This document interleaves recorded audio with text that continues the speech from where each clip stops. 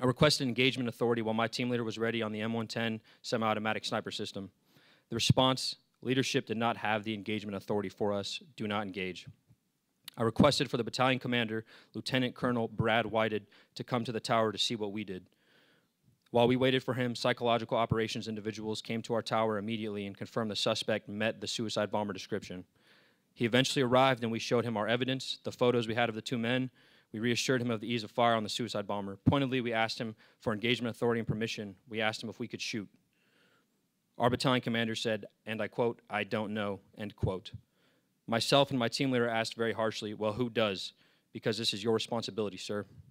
He again replied he did not know, but would find out. We received no update and never got our answer. Eventually, the individual disappeared. To this day, we believe he was a suicide bomber. We made everyone on the ground aware. Operations had briefly halted, but then started again. Plain and simple, we were ignored. Our expertise was disregarded. No one was held accountable for our safety. About 1730, Staff Sergeant Darren Hoover, friend and mentor,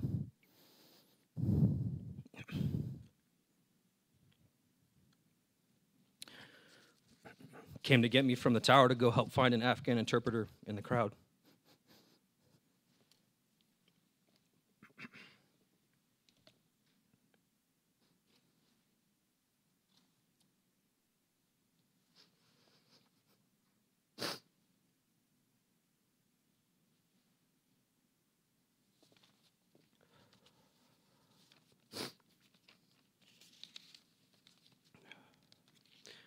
We found the interpreter and his brother, born with American passports.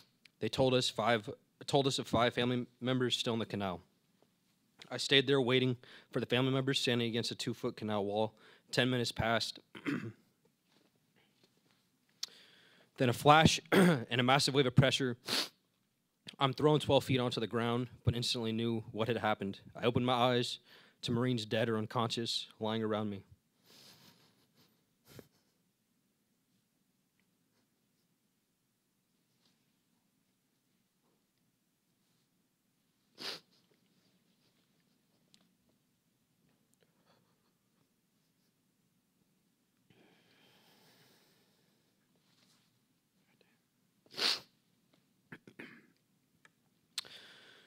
A crowd of hundreds immediately vanished in front of me, and my body was catastrophically wounded with 100 to 150 ball bearings now in it. Almost immediately, we started taking fire from the neighborhood, and I saw how injured I was with my right arm, completely shredded and unusable. I saw my lower abdomen soaked in blood.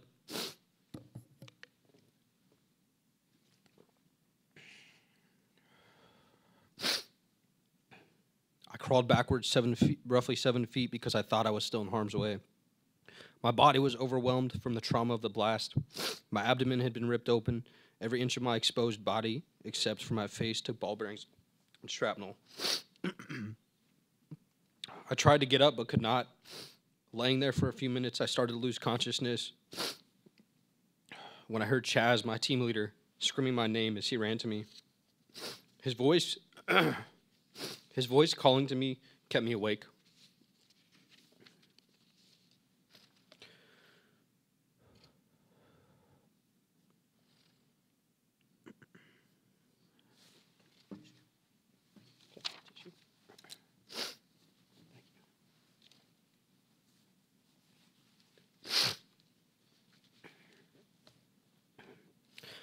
When he got to me, he dragged me to safety and immediately started triaging me, tying tourniquets on my limbs and doing anything he could to stop the bleeding and start plugging wounds with the help of the other Marines.